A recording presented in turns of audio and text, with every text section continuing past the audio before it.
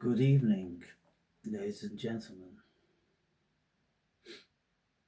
His Royal Highness, the King of the Muppets, here. The awakened brave. The awakened one. Now, here I have my letter from the National Health Service, which is the assessment and write-up from my psychiatrist. And it's very interesting. And it's very good. So, diagnosis.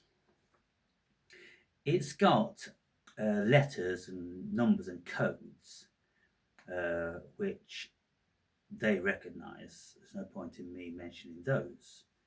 But I will mention what I was speaking about in that video that I did whilst listening to Sam Vaknin. And those of you that saw that video will remember that he was speaking about EPCASE, EPCACE, and how, in his estimation, it should be put back into the DSM, Diagnostic of Symptoms Manual, because it's very valid. Now, what it says here, it says the diagnosis so far is EPCASE. An EPCASE is an enduring personality change after a catastrophic experience. And it says EPCASE has been integrated in the new diagnosis of complex post-traumatic stress disorder, so CPTSD. So the EPCASE has been integrated into complex post-traumatic stress, which is coded blah blah blah. Previous diagnosis: PTSD, social anxiety, obsessive need for details. Recommended medication: nil. Then it says the lead professional, who's the one I'm seeing, and it says details of assessment. Mr. Berry was reviewed on the 13th of November 2025 at our outpatient clinic, and as usual practice, he set up his recorder prior to the commencement of the consultation.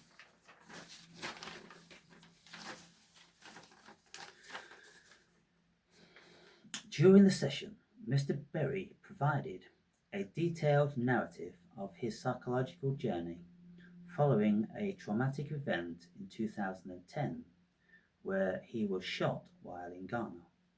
He described experiencing a prolonged period of approximately 7 years characterized by loss of interest in previously pleasurable activities, lethargy and reduced motivation, social withdrawal and isolation, a profound sense of spiritual abandonment, particularly feeling distanced from God.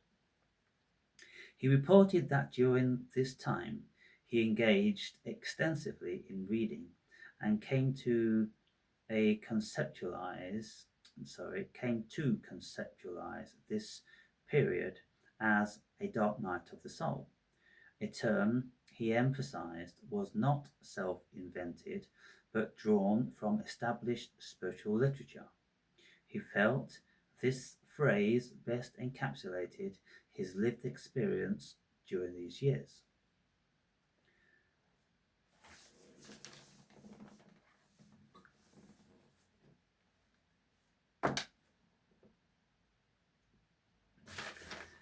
Following this 7-year phase, Mr. Berry described a shift in his values, perspectives, and behaviors. He became increasingly reclusive and asocial, with ongoing difficulties in forming and sustaining relationships. He explained that he underwent what he termed a spiritual awakening, accompanied by what he described as an egoic implosion, which fundamentally altered his perception of himself, others, and the world. He articulated that such an experience dismantles previously held beliefs, necessitating a process of relearning and rebuilding one's identity.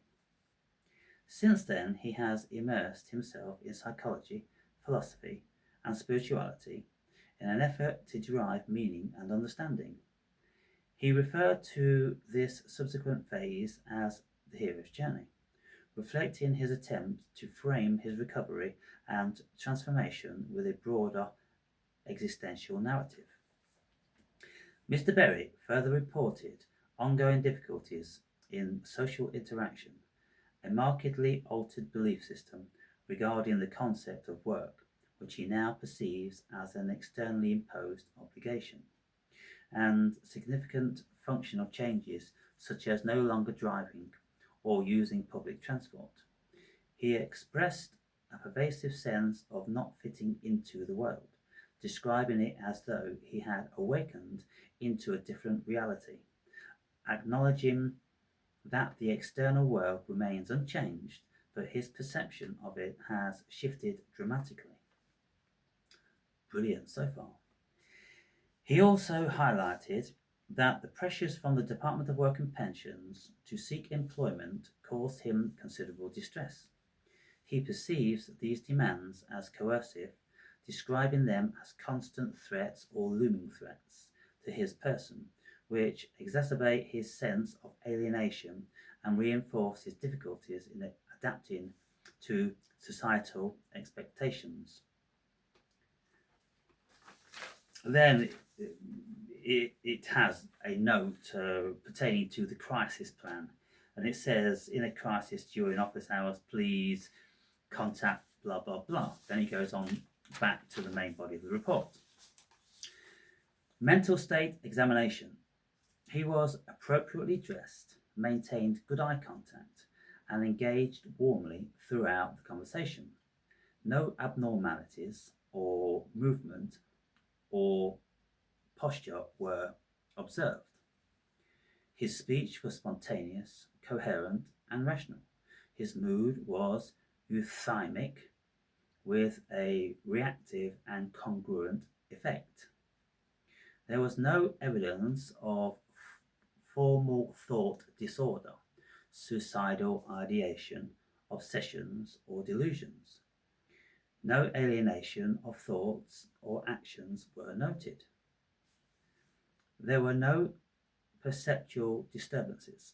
Cognitive function appeared intact, and he demonstrated good insight. Does the patient have capacity and consented to treatment? Does the patient have capacity and consented to treatment?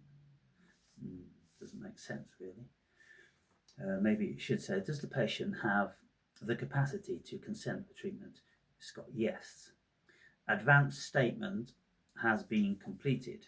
No. Risk summary. Currently, he is not at risk to himself or others or from others. Plan. The impression. Mr. Berry presents with a complex interplay of trauma-related symptoms, social withdrawal, and existential reinterpretations of his experiences. His narrative demonstrates both psychological distress and attempts at meaning-making through spiritual and philosophical frameworks. While his insights are articulate, his functional impairment remains significant, particularly in relation to social integration and occupational expectations. Let's read that again, shall we?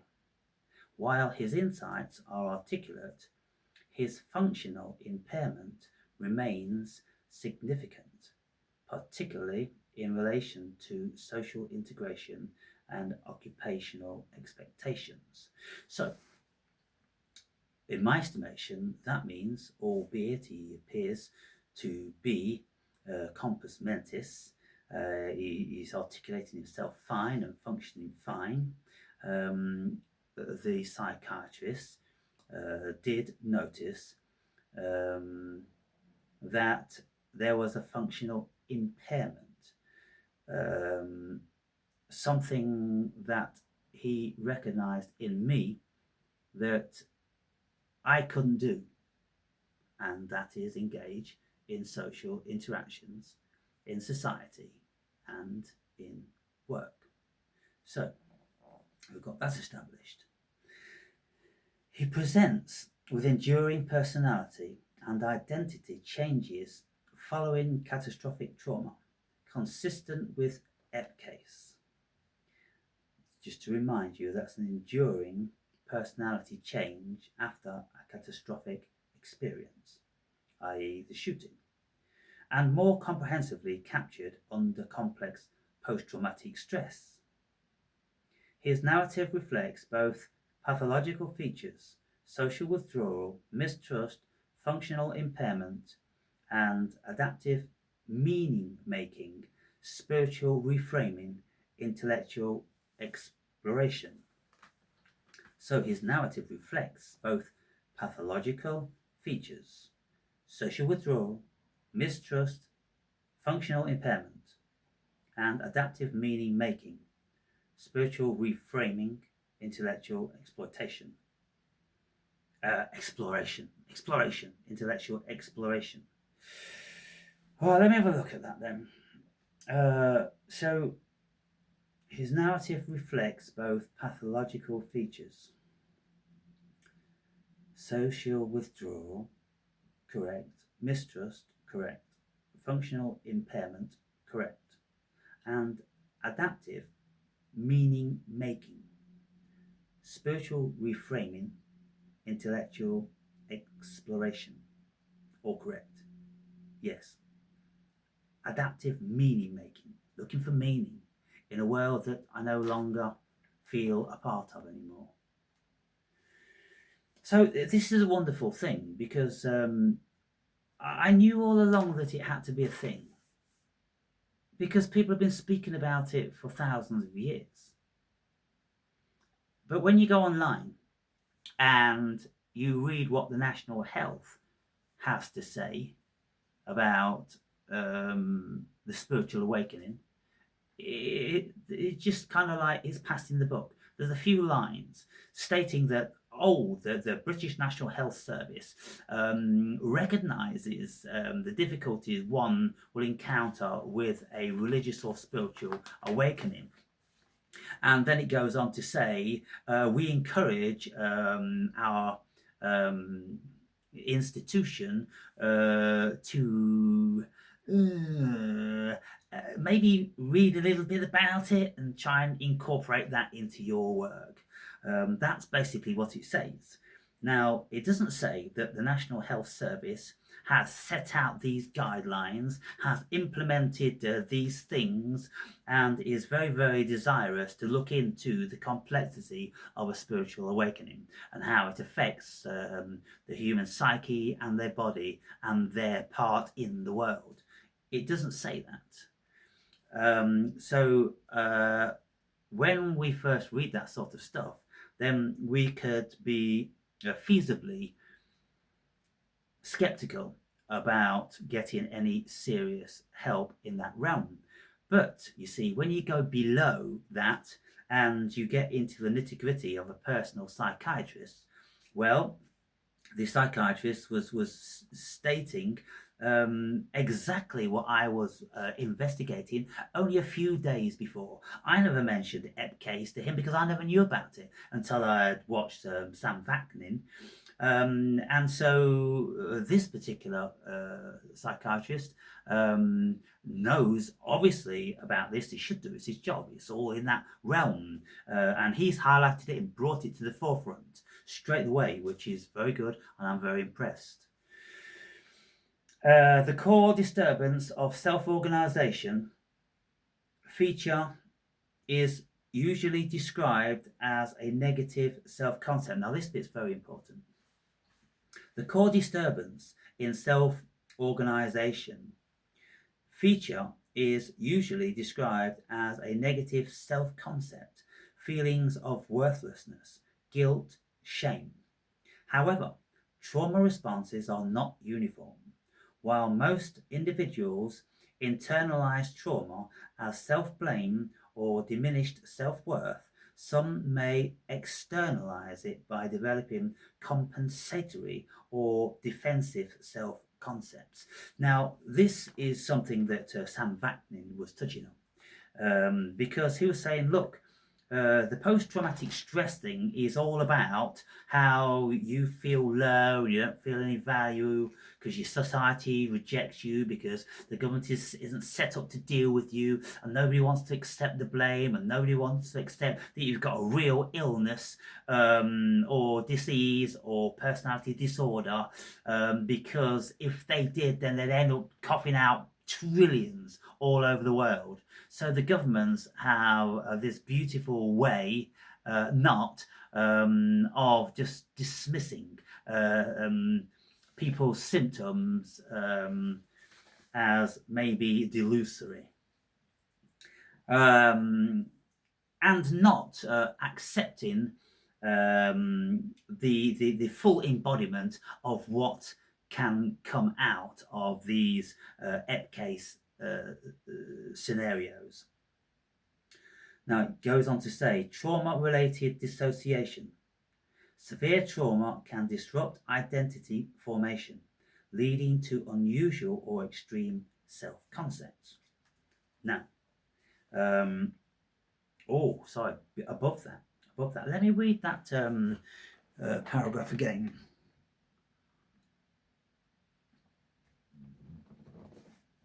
So, the core disturbance in self-organization feature is usually described as a negative self-concept, feelings of worthlessness, guilt, and shame.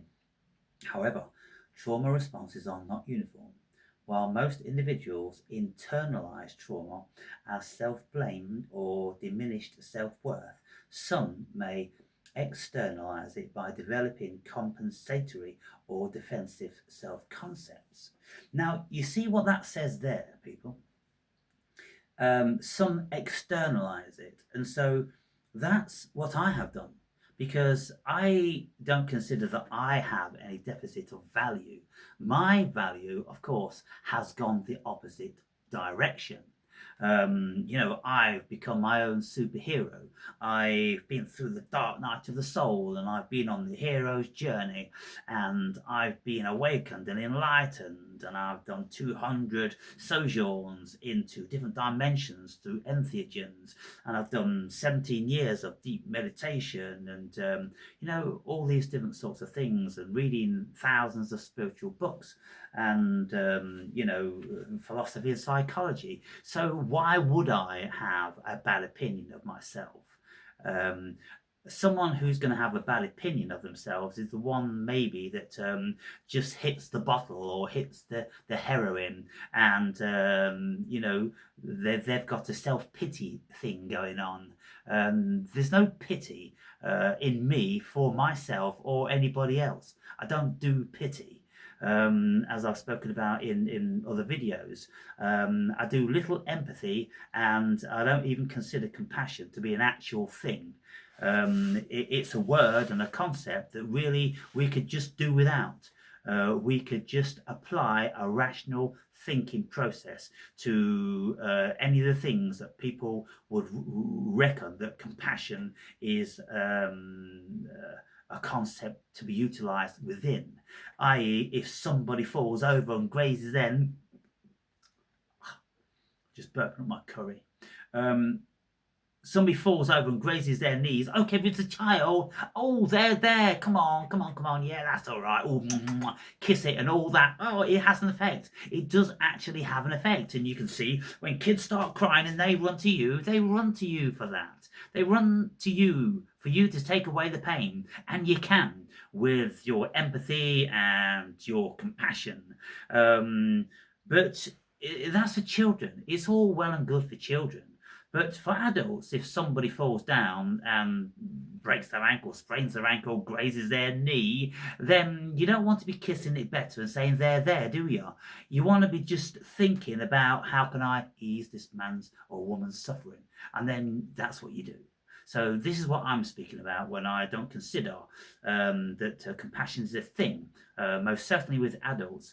It's just ridiculous. It's just bordering preposterous that we should have this compassion, this Jesus compassion thing. No, we shouldn't. What we should do is use our loaves, and we should act, and we should actually physically do something. Compassion ain't worth nothing to no one. I've gone off on one again. Right, it says here that one of the core disturbance things is, it says here, superiority complex, godlike concept after trauma. It's a thing, people. It's a thing, and I have it. Defensive mechanism. Instead of feeling worthless, some individuals may cope by inflating their self-image, adopting grandiose or spiritual identities to counter feelings of vulnerability. I'm the awakened one. I'm the one. But there's something that this is missing. Let me finish this off. It says trauma-related dissociation. Severe trauma can disrupt identity formation, leading to unusual or extreme self-concepts. Now, I don't have any unusual or extreme self-concepts, but I most certainly have a superiority complex, but that's not a delusion. And it's born out of the hard work that I've put in these last 17 years. I've not been a victim. I've not been filled with self-pity, and I've not cursed the world for not helping me, and I'm not filled with hate because I feel that I was entitled. No. What I've done is I've been a warrior, I've been a soldier, I've travelled the road, and I've earned my badge. I've earned my medals. That's me. And so I'm going to tell this to the psychiatrist. I've earned my fucking medals, and I wear them with pride. And there's nothing to do with pity, or there's nothing to do with an overinflated sense of myself, because I know what I am. And to back up what I'm saying as being absolutely legit, you can read thousands of people all over the world. Alan Watts is a classic, who spoke for years and years and years on this stuff. And there's no schizophrenia, there's no psychiatric condition. It's not a psychiatric condition. It's a human condition, and it's perfectly valid and feasible. And so, but you see, I exaggerate. I tell you I'm exaggerating. I tell you I'm in character. I tell you that I am a parody of myself. I'm just fucking around and playing. Why not? I'm a comedian. I'm a philosopher. I'm a psychoanalyst. I'm the clown. I'm the joker. I'm all these things. Who of you has any right to bind me into being anything in particular? When anyone wants to level at me, oh, that's not true, or you don't say the truth, or 1 week you said this and now you said that. Who of you has the right to bind me with any of your nonsense? I'm a free spirit. I say and do exactly what I want to do, unconstrained. I am not bound, and I'm not at your beck and call. And I'm not afraid that you will unsubscribe or put something mean down in the comments. I'm not afraid of any of that. I am a mountain, and so I wear my medals, and there's lots of them. Finally, spiritual existential reframing. Some survivors interpret their trauma as a transformative or mystical experience, which can manifest as a sense of special mission, superiority, or chosen identity. This, look, let's not forget, people, this is coming from a clinician's perspective. This is coming from the medical fraternity. This is coming directly out of the university, producing doctors which look at ailments and diseases and diseases and tics and all sorts of things physical, and they're listening for signs of this stuff going on. These people don't know anything about the spiritual awakening. Well, I hope they do, and you know that they would benefit very well by having one module within their PhD course, which is on spiritual awakening or enlightenment. Most certainly, religion and spirituality combined. They would benefit 1,000,000,000%, because we're not just this physical being, are we? We're a spiritual being. And so they've only got half of the information. They need the other half.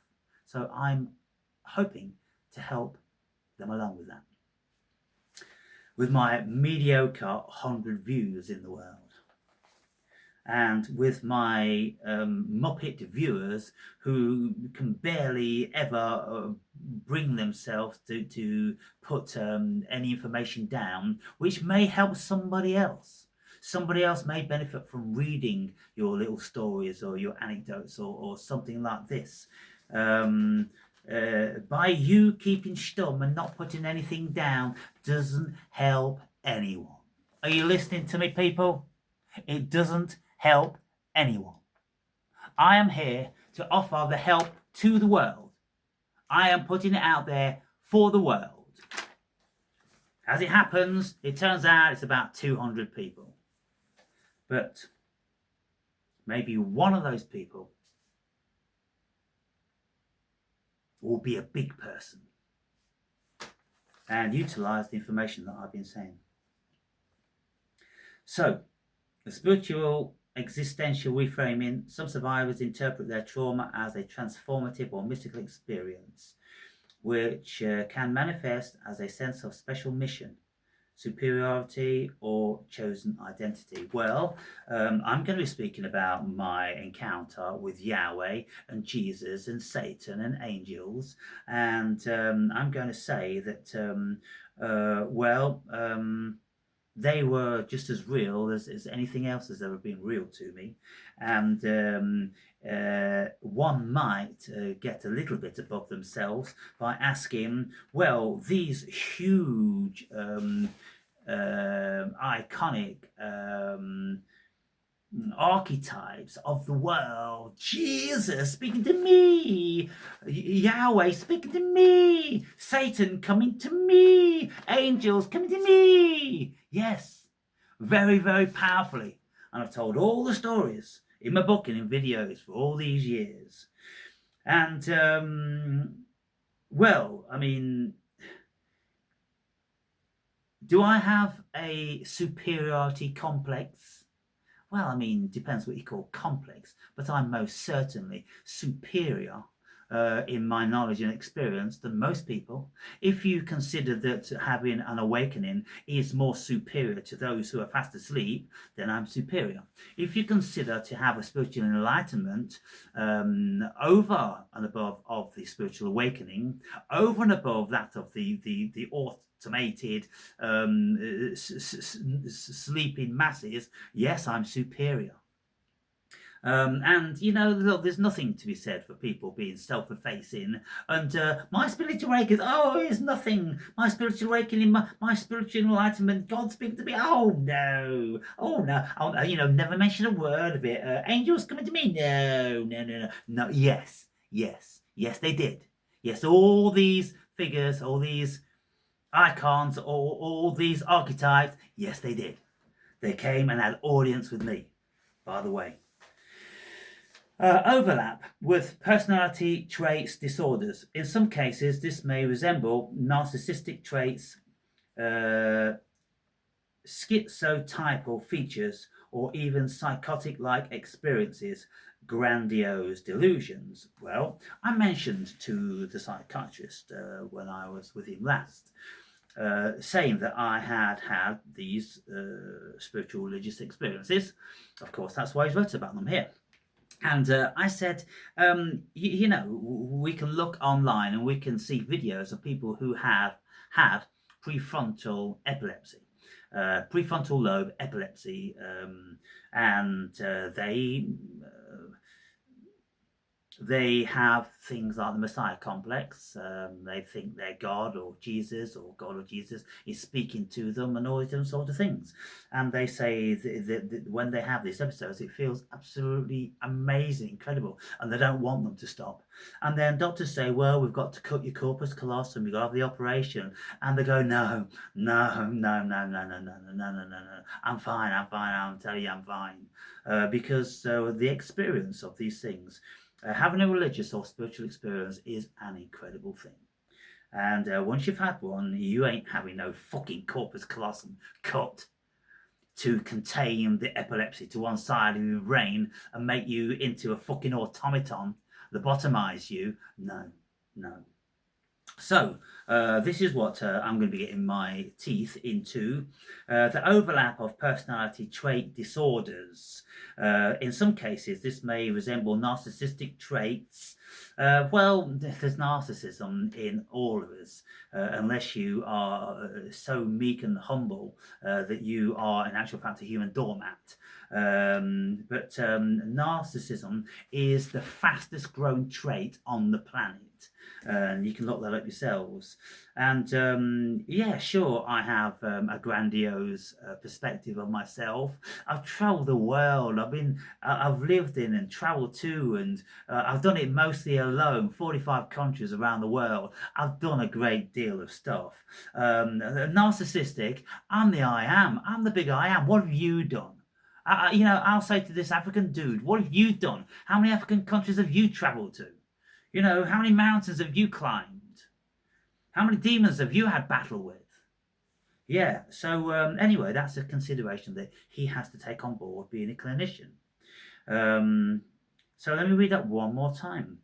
Overlap with personality traits and disorders. In some cases, this may resemble narcissistic traits, schizotypal features, or even psychotic-like experiences, grandiose delusions. Okay. Then the summary. It says clinical interpretation.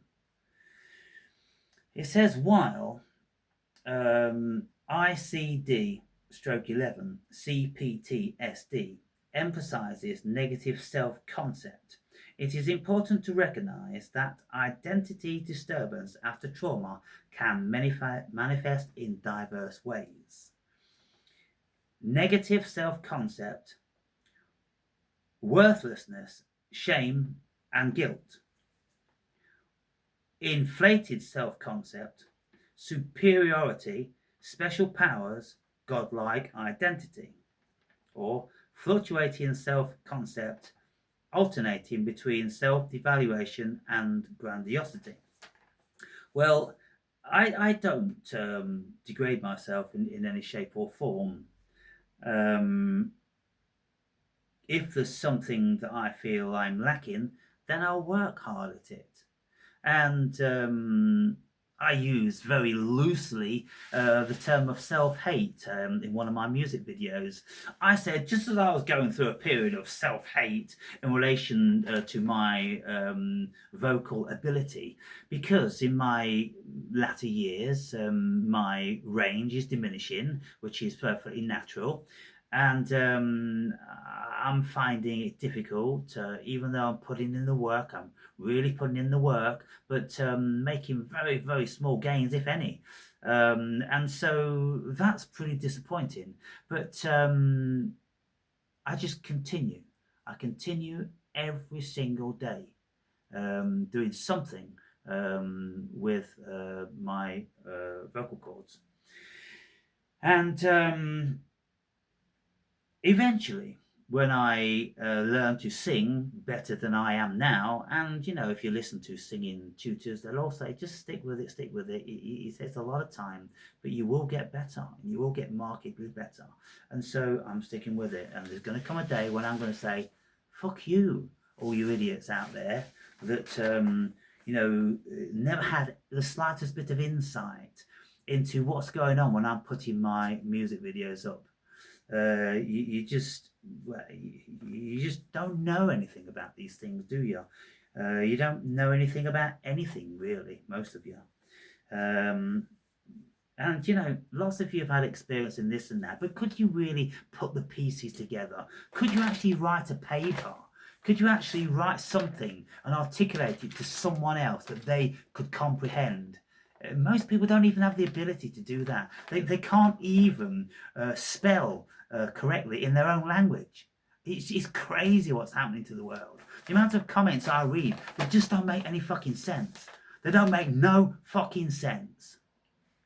And I think to myself, oh, probably this person, is foreign. English is not his first language. Okay, I have to accept that as an option. But when then I do know people are British or American and they come out with all this shit that don't make sense, it's kind of like, what schools did you go to? What schools did you go to?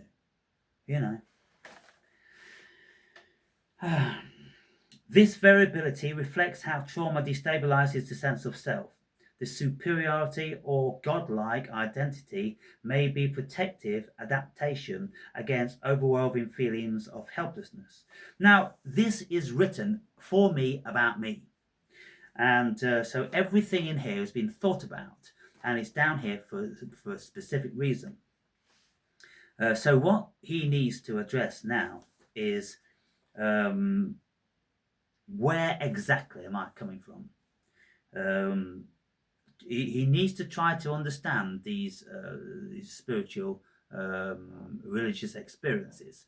And I think the good thing about it is I've never met an African who isn't a Christian or a Muslim. And the ones, obviously, which come out of British colonies, they're Christian. And so I have a hunch that he's most certainly going to have a deep-rooted childhood invested in Christianity. There's going to be no doubt about that. He's not going to be an atheist. And Africans, they also have their religions, and they are aware and have a great belief in magic and the sort of psychological spells that one can put on another person, voodoo and juju and all these things. And when I was living in Africa for the best part of 3 years, I never met a single African who wasn't Christian and didn't believe in juju and voodoo. And so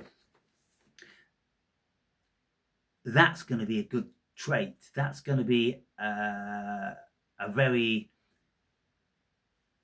important part of his analysis, because he's not going to be an atheist that just doesn't believe in the spiritual world. Because if you don't believe in the spiritual world and you've got no experience of it whatsoever, then in my estimation you shouldn't be in psychiatry. You really shouldn't, because this spiritual and religious phenomenon is a thing, and it's been a thing a long, long time. And so when people start talking about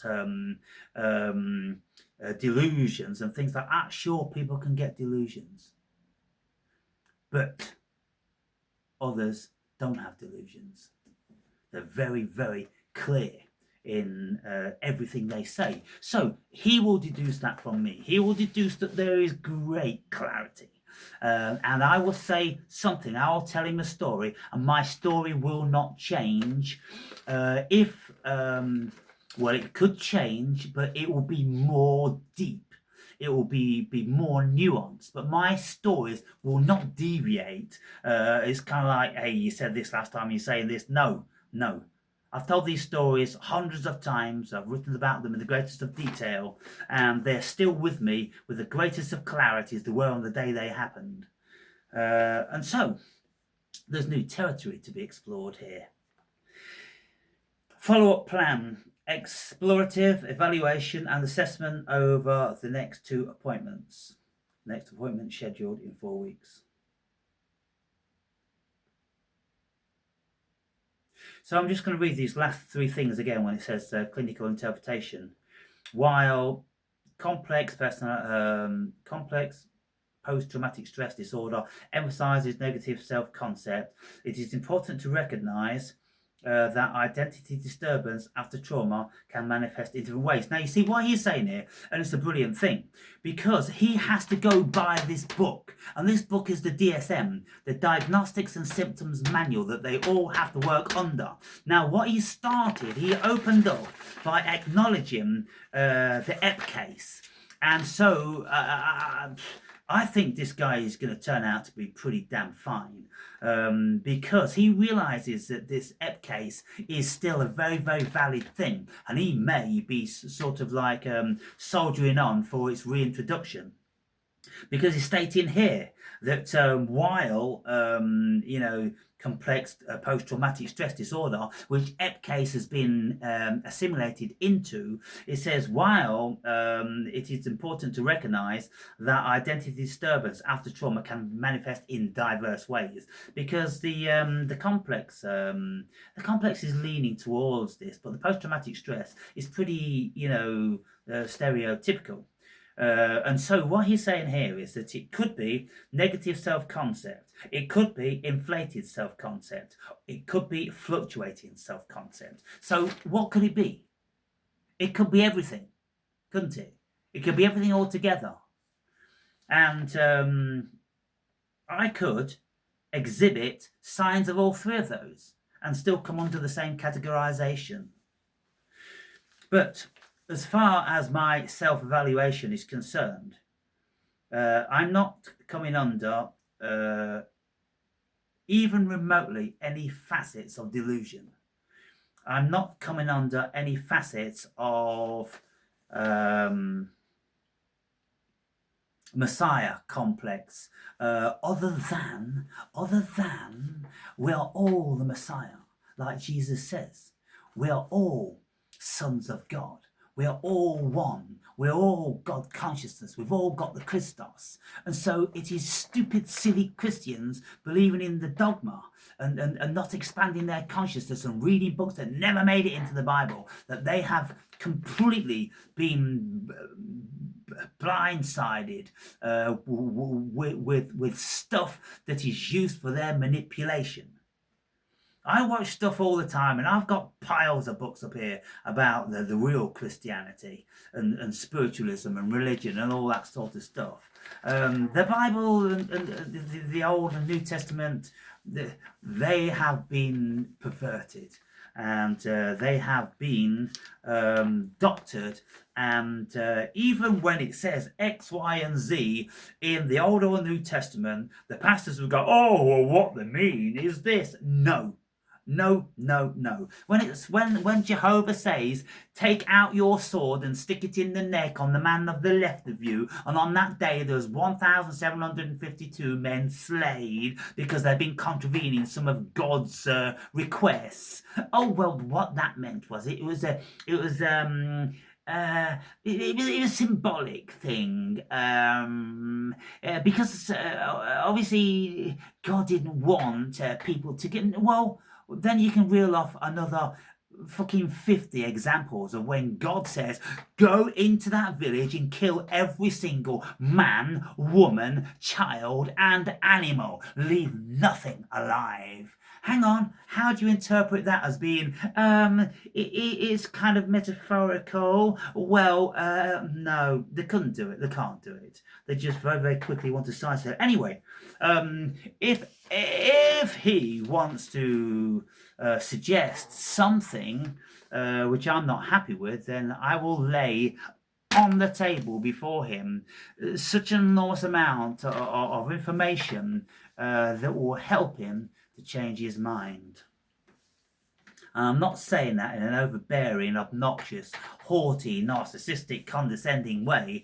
I'm saying that where I'm coming from, everything I say and do is absolutely justified. And it's in a real realm of where many people have been before and written about. And if it isn't instantly recognised by the medical fraternity, well, they need to work on that. That's what I'm saying.